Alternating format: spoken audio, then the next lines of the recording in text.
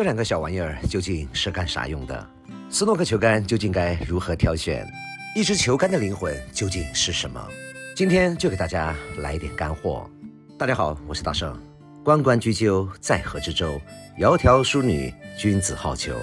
如何选择一支好的球杆，一直是困扰广大球迷最大的一个问题。就像大圣的波娃一样，没有一双大大的眼睛和一副曼妙的身材，又怎能让我魂牵梦绕，相思成灾？和你选老婆没啥区别。咱们选择一支好的球杆，当然首先也得看看外貌和身材。所谓的外貌，就是一支球杆的纹理。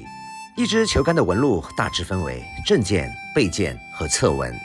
一支球杆名牌正对的剑纹称为正剑，绝大多数选手选择这条剑纹进行瞄准，当然也并非绝对。比如大圣看了会晕车，所以我选择侧纹瞄准，而名牌背后的那条剑纹就称为背剑，侧面的纹路咱们称为侧纹。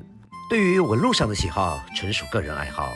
就像大圣对球杆的纹路从来没有要求，因为我只在乎灵魂上的沟通，那种身无彩凤双飞翼，心有灵犀一点通的感觉，你懂得。接下来就是铜头的大小，一般斯诺克的铜头都在 9.5 左右，这也是绝大多数职业选手的选择。当然也有对白球要求更高的球迷选择 9.2、9.3， 甚至有职业大神把自己的铜头调到 8.7。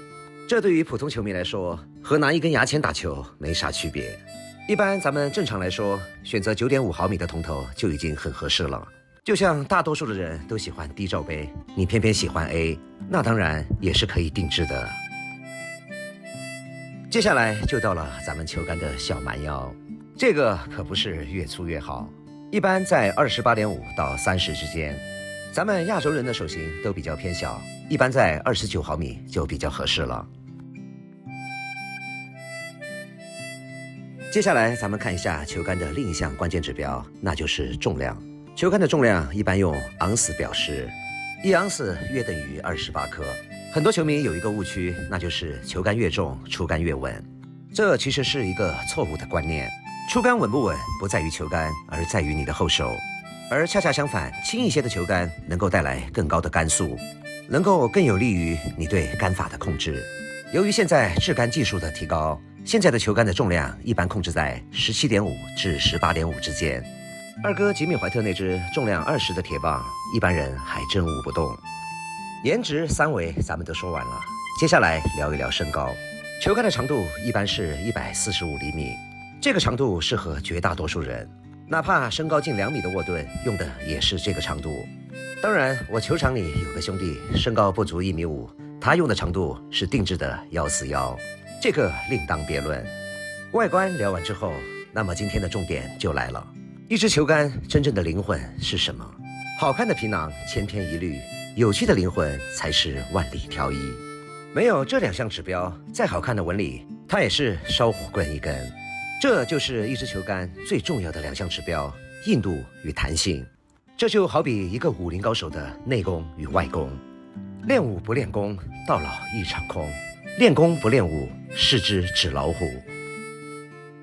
大圣在我的抖音购物车当中给大家准备了我的筋斗云以及定海神针系列，每一支都是经过大圣精挑细选，纯手工打造，再配以大圣独家秘制的多层免压皮头，让你的球技瞬间拉高一个档次。皮头好不好就看抓不抓球。大圣系列免压多层皮头，无需隔夜压制，随装随打，从它装上的那一刻直到生命的终结，都能保持从一而终的弹性。除了皮头，咱们还送你中加长、短加长、长加长，到此一套完整的装备已经配齐，叫上隔壁老王，是时候展现真正的技术了。